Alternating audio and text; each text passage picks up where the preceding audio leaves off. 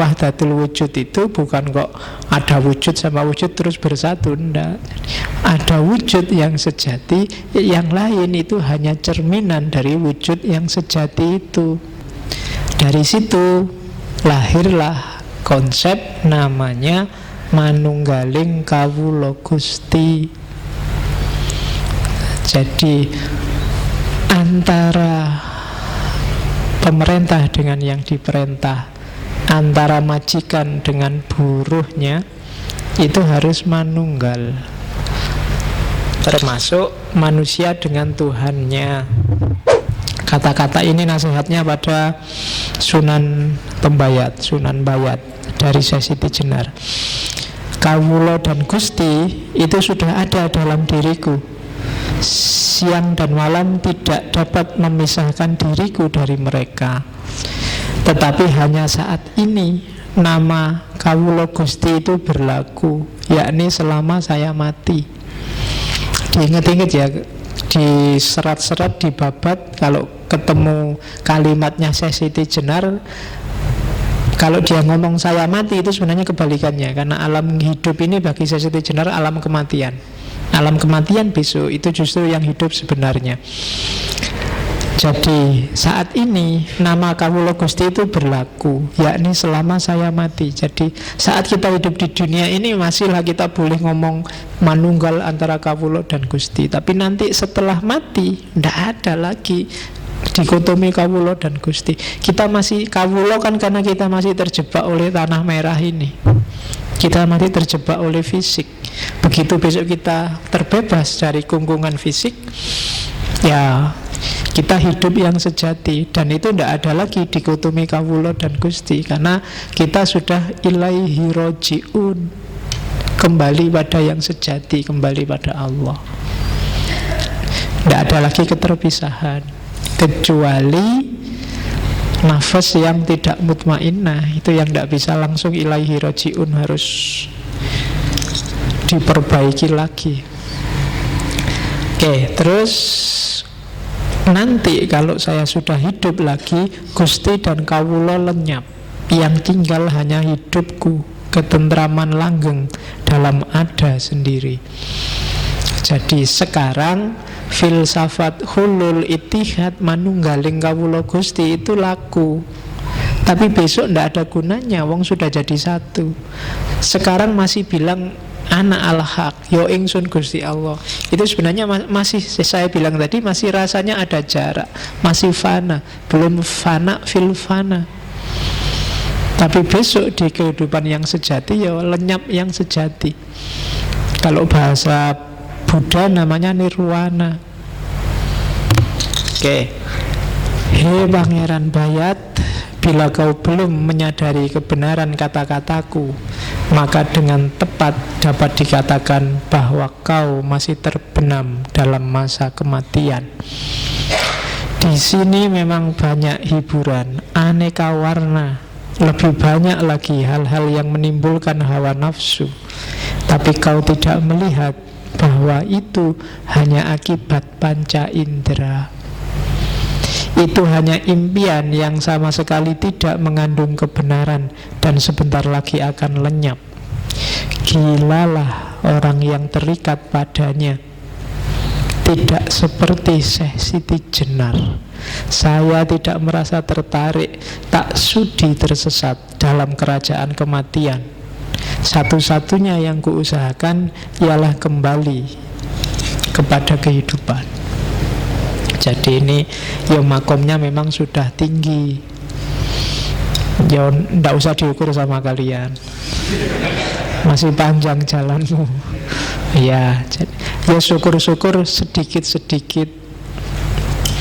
Meskipun masih belum bisa merasakan untuk bisa semakom sama Al-Halaj atau semakom sama Sesiti Jenar, ya sidik-sidik lah melangkah mendekat ke sana.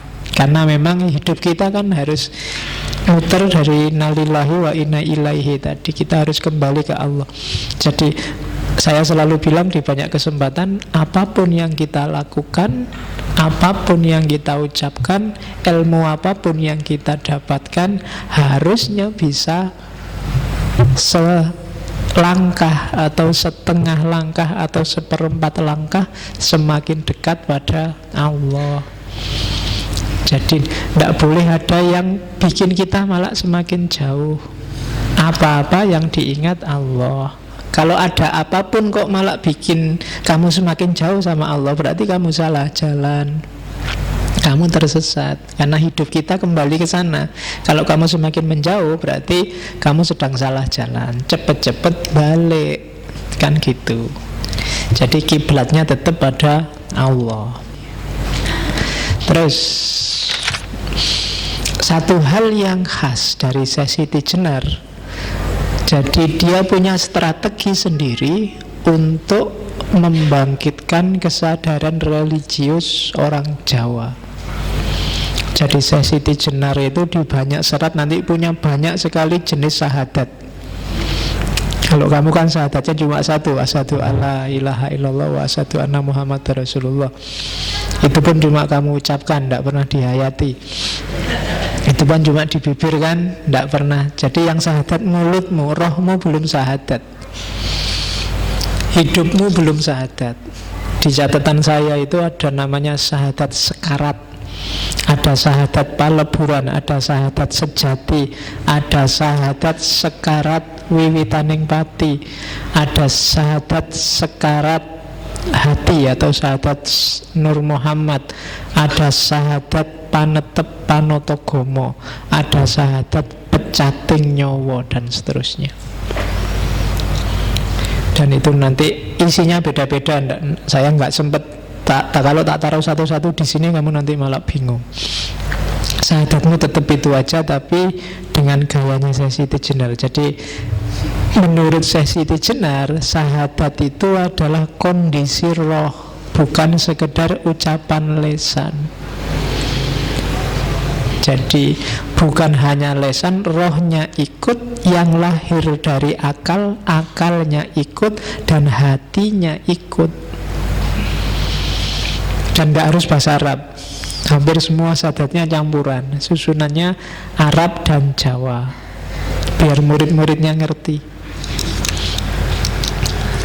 Jadi syahadatnya rohnya. Hidupmu itu harus melambangkan syahadat. Berarti Allah nomor satu, Rasul panutanmu yang utama. Jadi tunjukkanlah bahwa kamu sehari-hari itu percaya Allah itu ada. Kalau kamu galau, sumpek, stres, itu menunjukkan kamu tidak terlalu percaya bahwa Allah itu ada. Kalau kamu nakal, mursal, sakarepmu dhewe, itu juga menunjukkan kamu tidak percaya bahwa Allah itu ada. Kamu belum syahadat. Jadi syahadat itu ada dalam kondisimu yang percaya 100% bahwa Allah itu ada dan main dalam hidupmu. Selama ini mungkin kamu hanya yakin Allah itu ada, tapi bahwa Allah bermain dalam hidupmu itu biasanya agak timbul dan tenggelam. Kalau pas lagi sumpah itu baru kamu ya Allah sedikit. Tapi kalau lagi seneng enggak, kalau lagi biasa-biasa enggak. Jadi apa? Berarti kesadaranmu timbul tenggelam. Hidupmu harus bersyahadat, bahasa lainnya bertauhid. Allah harus nomor satu dalam hidupmu. Nanti hidupmu akan tenang. Kalau yang syahadat cuma mulutmu, ya tidak ada gunanya.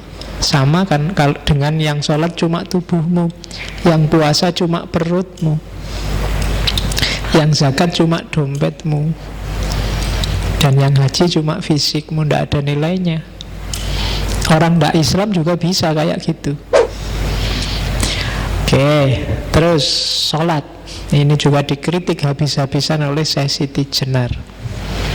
Sholat kita selama ini sholat fisik masihan. Nanti sesi Tignar punya dua konsep sholat. Yang pertama sholat tarek, yang kedua sholat daim.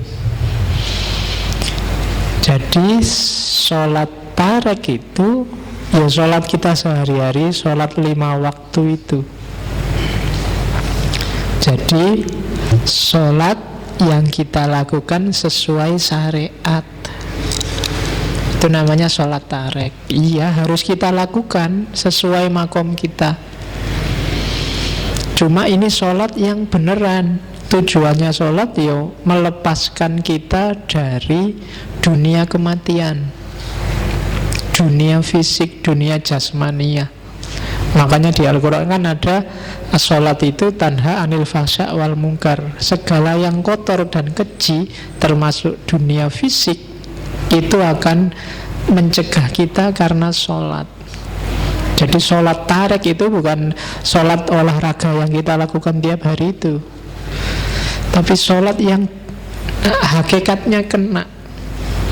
Kalau sholat kita semacam ini, kita akan terbebas dari alam kematian, alam duniawi.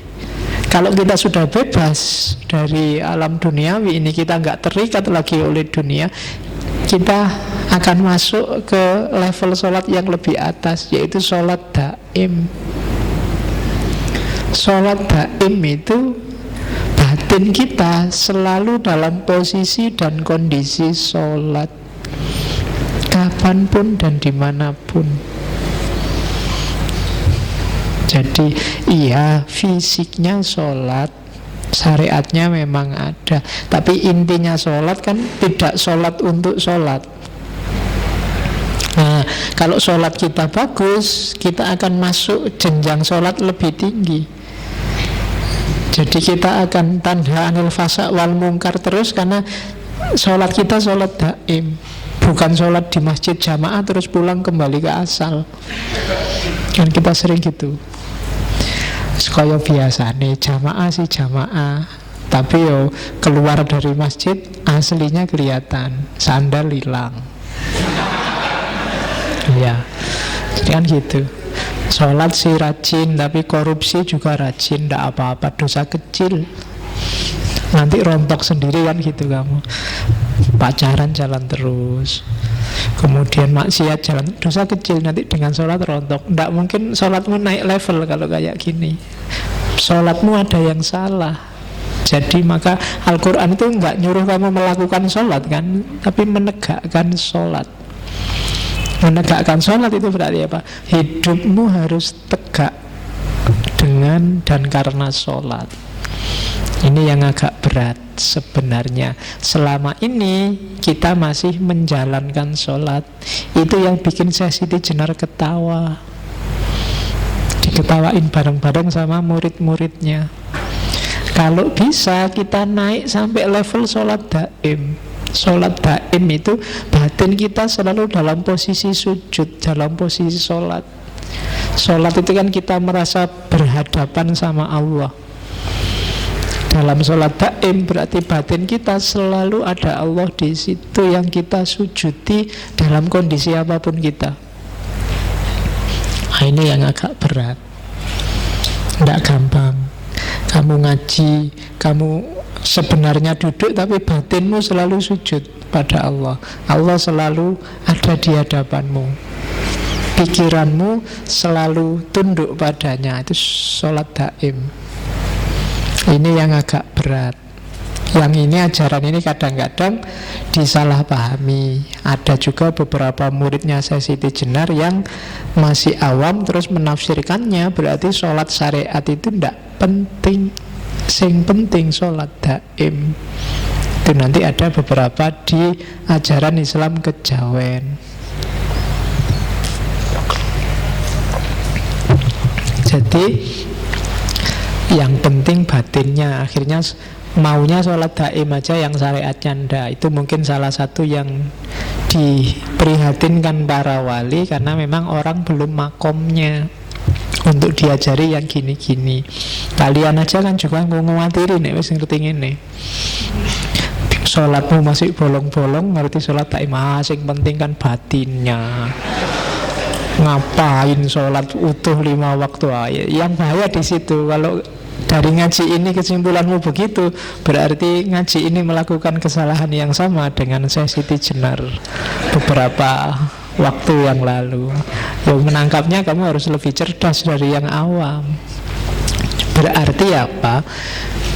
Fisikmu, syariatmu jadikan kendaraan untuk menuju batin. Orang tidak bisa ujuk-ujuk masuk ke batin. Harus ada manifestasi fisiknya. Tidak bisa kamu hanya jatuh cinta saja. Kamu juga harus bilang I love you, antar jemput, apel, SM. Kan harus gitu juga. Kalau cuma batinnya aja buat apa? Tenang aja, yang penting hatiku selalu ingat padamu. Tapi disuruh jemput nggak mau, di WA nggak pernah balas, disuruh neraktir alasan terus. Ya berdoain namanya, ya kan? Tidak ada gunanya. Jadi batin ya butuh lahir medianya, ya kan? Sama tidak ada nilainya rajin antar jemput, sering neraktir, WA-an tiap hari, tapi tidak ada cinta sama sekali. Itu lebih tragis lagi. Nah, positioningnya sholat daim dan ajaran-ajaran sufi kan di situ. Orang terus yang nangkep jadinya salah paham, syariatnya ditinggal. Sing penting eling hatine selesai. Nah, itu trouble. Oke. Itu potongan dari seratnya Syekh Siti Jenar. Pada waktu saya sholat, budi saya mencuri. Pada waktu saya zikir, budi saya melepaskan hati, menaruh hati pada seseorang. Kadang-kadang menginginkan keduniaan yang banyak. Itu kalau aku yang tanah ini. Lain dengan zat Allah yang bersama diriku. Nah, saya inilah yang maha suci, zat Maulana yang nyata, yang tidak dapat dipikirkan dan tidak dapat dibayangkan. Jadi sholat yang hanya fisik itu bisa jadi pada waktu saya sholat budi saya mencuri. Ya kayak tadi, sholatnya khusyuk tapi sandal hilang, kotak masjid kadang-kadang juga bisa hilang, ya kan? Pada waktu saya zikir, budi saya melepaskan hati. Zikirnya hanya di mulut, la ilaha illallah 100 kali, tapi hidupnya sama sekali tidak la ilaha illallah. Sangat banyak yang kamu pertuhankan selain Allah. Itu berarti apa? Budimu melepaskan hati, menaruh hati pada seseorang. Kadang menginginkan keduniaan yang banyak, ingin kaya, terus kamu banyak-banyak baca surat Al-Kahfi, baca surat Al-Mulk, baca. Tujuannya apa? Biar kaya. Itu eman-eman, gitu loh. Dengan kahfimu sebenarnya targetnya sangat duniawi. Itu yang diprihatinkan oleh Syekh Siti Jenar. Capek-capek sholat, akhirnya cuma berdoa, ya Allah, jodoh saya dekatkanlah. Eman kalau hanya cuma minta itu. Allah bisa ngasih jauh lebih dahsyat dan lebih besar daripada itu. Itu yang dinasihatkan oleh Syekh Siti Jenar. Oke, kita tidak ngerti dari mana dan akan kemana, maka kita melenceng jalurnya. Harusnya tetap ilahi, cuma Allah sudah ngasih banyak sekali kendaraan. Kalau kamu pengen ketemu aku pakai sholat, pengen hartamu bersih bisa dekat sama aku pakai zakat. Cuma kendaraan-kendaraan ini tidak kita pakai untuk jalan menuju Allah, tapi jalan menuju dunia. Itu yang diprihatinkan oleh Syekh Siti Jenar. Gimana agama kok jadi alat untuk dunia? Problemnya di situ. Sama juga puasa, zakat, haji. Itu ada kalimatnya panjang. Syahadat, sholat, dan puasa itu sesuatu yang tidak diinginkan, jadi tidak perlu. Adapun zakat dan naik haji ke Mekah, itu semua omong kosong, palsu kabeh. Itu seluruhnya kedurjanaan budi. penipuan terhadap sesama manusia. Orang-orang dulu yang menuruti aulia karena diberi harapan surga di kelak kemudian hari, itu sesungguhnya keduanya orang yang tidak tahu, baik aulianya maupun orang-orangnya. Lain dengan saya, Siti Jenar. Tidak pernah saya menuruti perintah budi, maksudnya perintah akal, bersujud-sujud di masjid mengenakan jubah. Pahalanya besok saja, bila dahi sudah menjadi tebal, kepala berbelulang. Sesungguhnya ini tidak masuk akal. Di dunia ini semua manusia sama. Mereka semua mengalami suka duka, menderita sakit dan duka nestapa. Tiada beda satu dengan yang lain. Oleh karena itu saya, Siti Jenar, hanya setia pada satu hal saja, yaitu Gusti Zat Maulana. Jadi bagi Siti Jenar, semua ibadah yang tidak demi Zat Maulana itu palsu. Ketertipuan budi, bahasanya dia kedurjanaan budi, akal yang durjana, akal yang jahat, menyelewengkanmu dari yang hakiki. Jadi kamu setia, kamu mengabdi pada yang selain Allah, termasuk surga. Surga itu tipuan, katanya Siti Jenar. Itu permen untuk anak kecil, ya kan?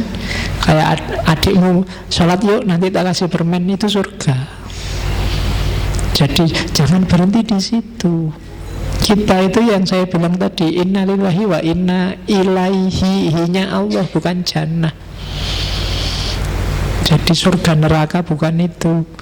Kalau ada aulia meyakini itu, katanya Siti Jenar, baik aulianya maupun umatnya itu sama-sama tidak tahu. Jadi Siti Jenar mengkritik itu. Jangan suka dengan yang kepalsuan deh. Emangnya Allah butuh sholatmu, butuh zakatmu, butuh hajimu? Kan enggak. Kamu yang butuh. Butuhnya untuk apa? Untuk mendekat ke Allah, menemukan kesejatian. Karena kesejatian hidup kita itu Allah.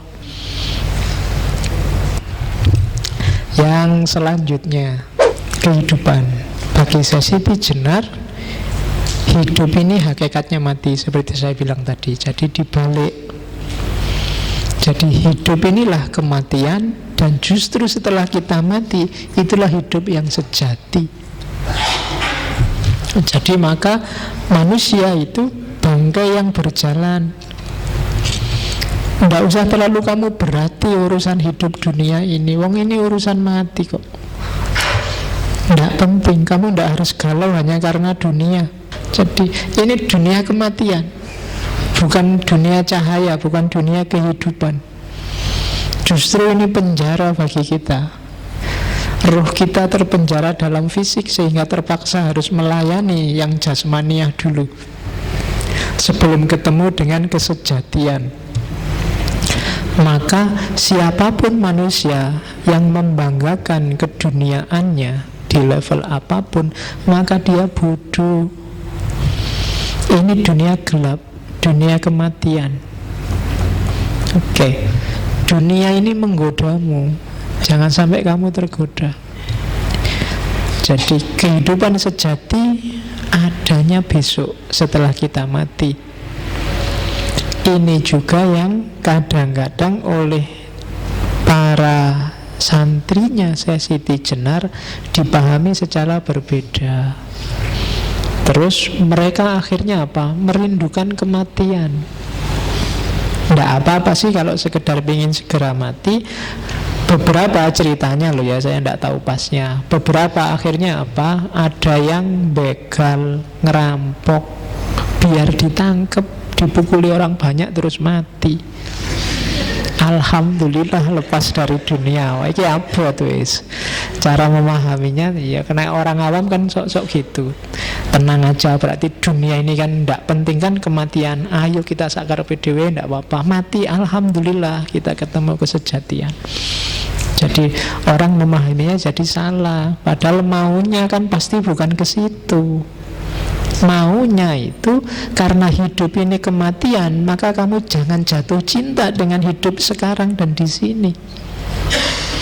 Siap-siaplah yang serius untuk hidupmu yang sejati besok. Jadi cari bekal sebanyak-banyaknya untuk hidup yang beneran. Ini kamu belum hidup sebenarnya. Kamu gak sadar aja.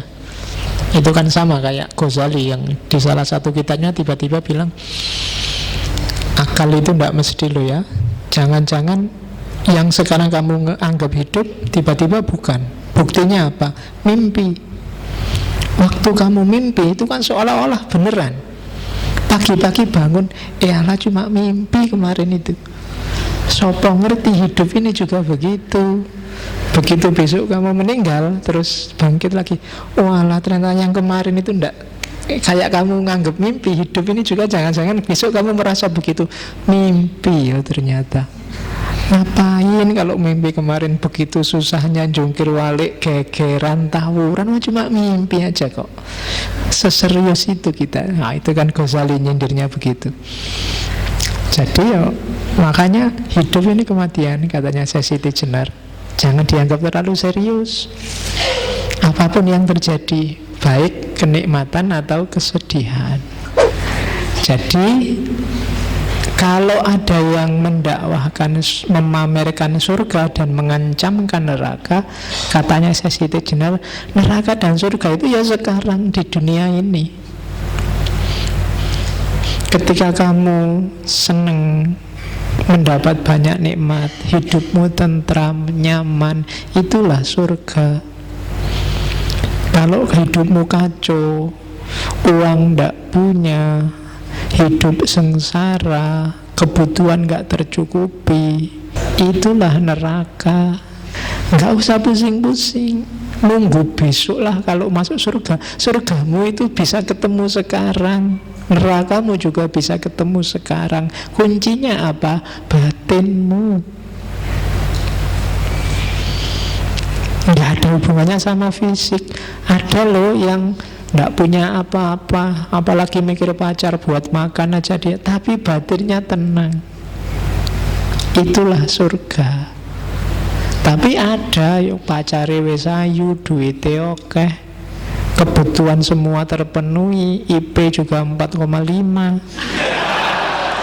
misalnya, tapi sumpek terus, pengen inilah, pengen itulah, nggak ada habisnya. Itu neraka. Kamu tersiksa mati-matian. Jadi katanya Siti Jenar, enggak, surga dan neraka itu di dunia ini, bukan besok. Jadi carilah surgamu, carilah nerakamu. Nggak usah amal baik, besok kita ketemu surga. Kalau amalmu memang benar-benar baik, ikhlas lillahi ta'ala, lahir batin, kamu akan ketemu surga sekarang, nggak nunggu besok. Kalau batinmu kacau, rusak, nggak karu-karuan, galau, ya nerakanya nggak nunggu besok, sekarang. Kamu melakukan kejahatan, kamu melakukan keburukan, nerakamu akan ketemu sekarang. Rasakan sendiri akibatnya sekarang di dunia ini, tidak besok. Jadi surga dan neraka versinya Siti Jenar itu nggak nunggu besok. Enak dan senang yang sifatnya fisik seperti digambarkan dalam nas-nas tentang surga dan neraka itu bukan besok. Kalau di akhirat fisik nggak terlalu urgent, dunianya sudah beda. Jadi surga neraka yang digambarkan agak vulgar di Al-Quran itu kan isinya kenikmatan duniawi, makan makanan, bidadari, itu kan sebenarnya kenikmatan duniawi yang sekarang juga bisa kita dapatkan. Kalau uangmu banyak, kamu ke hotel bintang 5, itu ya mirip-mirip gitu aja, butuh apa-apa datang. Bidadari sak kapoke kalau uangmu cukup. Kamu mau pesen berapa, gonta-ganti semalam 7 kali juga bisa. Gambarannya kan mirip kayak gitu. Maka bagi saya Siti Jenar enggak nunggu masa di akhirat kayak begitu. Itu semacam pancingan. Setiap muslim tetap rumusnya inna lillahi wa inna ilaihi, dari Allah menuju Allah. Untuk level tertentu memang surga dan neraka penting untuk mengarahkan hidup. Sama kayak anak kecil tadi, biar mau sholat dikasih hadiah, nanti kalau sholatnya lengkap bisa hafal Quran, tak kasih gini loh. Itu kan untuk menarik mereka ke situ. Setelah di situ ya sudah, dia merasakan hakikatnya, kesejatiannya. Surga dan neraka nggak penting lagi. Kalau surga neraka dengan gambaran persis fisikal itu, sekarang kita juga bisa merasakan, nggak usah nunggu besok. Nah, itu tentang surga dan neraka. Terus yang keras dikritik oleh Syekh Siti Jenar adalah kelompok santri dan ulama. Makanya mereka nanti disebut kelompok abangan. Jadi menurut Siti Jenar, ulama dan santri itu hanya levelnya sembah rogo, hanya level fisik yang diopeni. Halal haram mubah makruh ngopeni fisik. Padahal tugas manusia yang lebih utama itu adalah kemuliaannya. Padahal Nabi diutus liutamima makarimal akhlak, moralitasnya, batinnya. Sementara para ulama, para santri, katanya Siti Jenar, sibuk dengan dogma, sibuk dengan rayuan surga dan ancaman neraka. Padahal surga dan neraka itu kan hidup kita sehari-hari. Itu yang bikin umat jadi terkungkung dan tergantung pada ulamanya. Karena yang paling ngerti tentang syariat ya ulamanya. Jadi jebakannya di situ. Akhirnya apa? Santrinya tidak bisa menomorsatukan Allah. Yang jadi nomor satu ulamanya, kiainya. Yang diminta fatwa halal haram ulamanya, kiainya. Bahkan kamu tanya ke kiaimu, Pak Yai, saya kira-kira masuk surga apa enggak? Ya kiai ini yang ditakoni. Dan kamu izinkan mereka untuk memvonismu masih muslim, apa sudah murtad, apa sudah kafir, besok kamu masuk neraka apa enggak. Dan ini yang jadi sumber kritiknya saya Siti Jenar. Jadi relasi ulama santri itu tidak ada bedanya dengan relasi raja dan rakyat, kawulo dan gusti yang terpisah, yang hierarkis, satu di atas, satu di bawah. Dan ketika ada hierarki, itu berarti tauhid tidak bisa 100%. Ada sesuatu selain Allah yang diposisikan di atas. Kalau dalam bahasa hadis, yang di atas itulah namanya zolim, yang di bawah namanya mazlum. Dan Nabi wanti-wanti unsur akhoka zoliman au mazluman. Jadi jangan mau ada hierarki dalam hidup kita. Itu pesannya saya Siti Jenar. Pesannya egaliter. Apakah itu ulama sama santri, pemerintah sama rakyat, termasuk dosen sama mahasiswa, termasuk dosen sama rektor, termasuk rektor sama menteri, termasuk menteri sama presiden. Jangan ada hierarki. Ya kita saling menjalankan fungsi masing-masing, tapi jangan memposisikan di atas. Jadi orang yang menindas atau merelakan dirinya ditindas itu sama-sama bukan muwahhid. Nah, duduk persoalannya di situ. Itulah kenapa Siti Jenar melakukan gerakan besar dengan gerakan lemah abangnya. Bikin pusat-pusat pendidikan masyarakat untuk egalitarianisme. Oke, terus terakhir, masih ada lagi mungkin. Jadi ini politiknya, kemarin juga yang Al-Halaj kita lihat politiknya. Jadi Syekh Siti Jenar itu sebenarnya tadi sudah saya singgung sedang mendobrak logika raja dan rakyat, kawula dan gusti. Zaman Demak ini masyarakat masih menganggap bahwa yang namanya raja itu adalah titisannya dewa. Ajaran ini namanya Bhagavatisme. Kalian mungkin ada cerita-cerita Ramayana, Mahabharata dengan Krishnanya, itu kan pengaruh Hindu, bahwa raja itu titisannya dewa. Karena dia titisannya dewa, maka dia posisinya mirip Tuhan. Yang lain berarti abdinya, hambanya, kawulonya.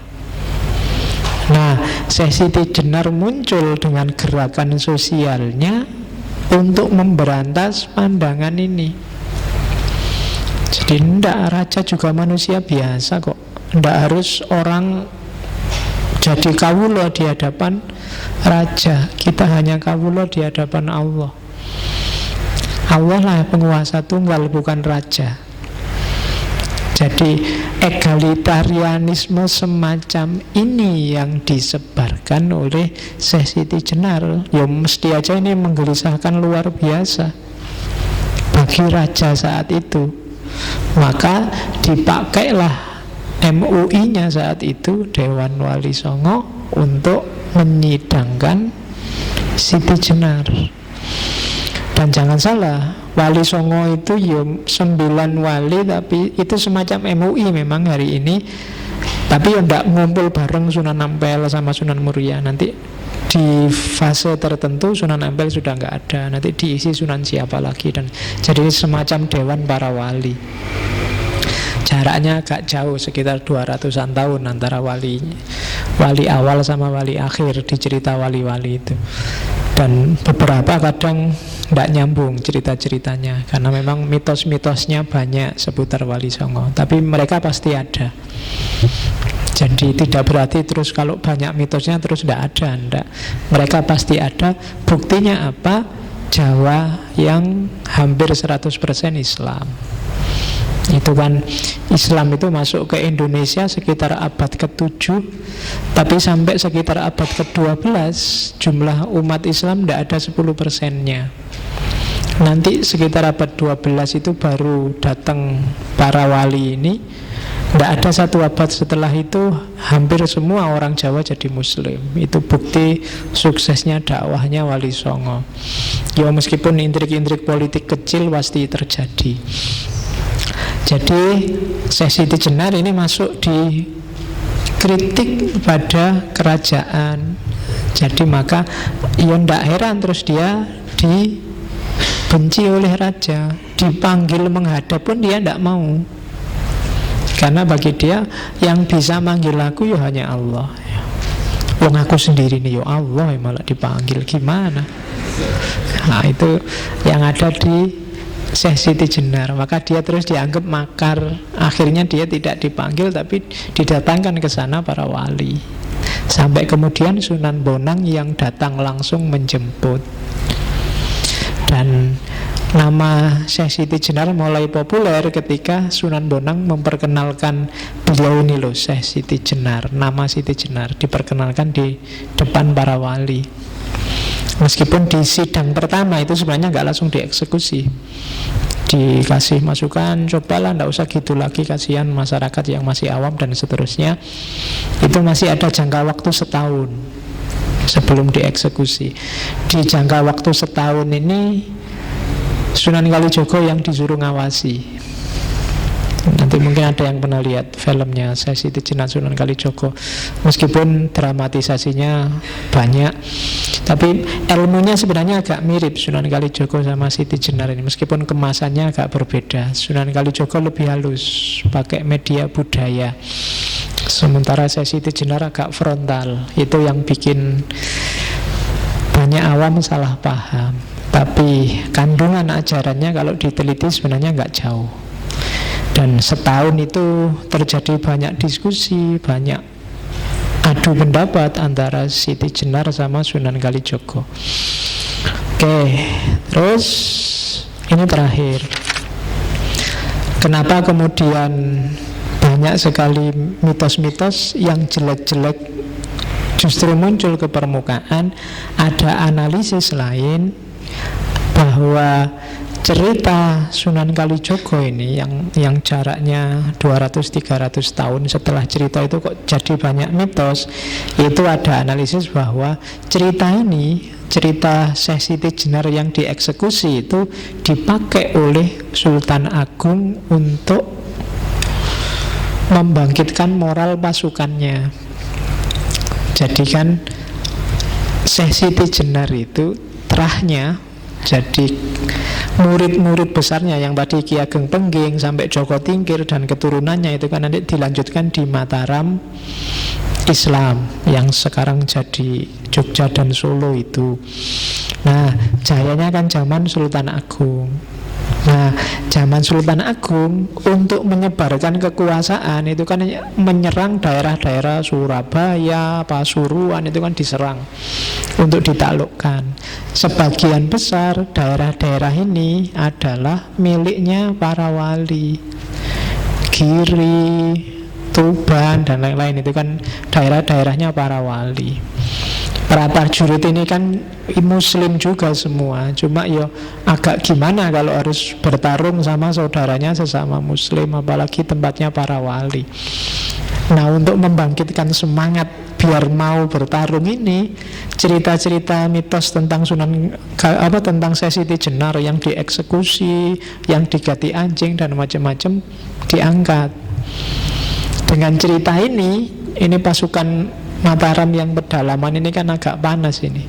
Wah, Sunan gue diginiin, ini guru-guruku diginiin, kurang ajar wali-wali itu memang.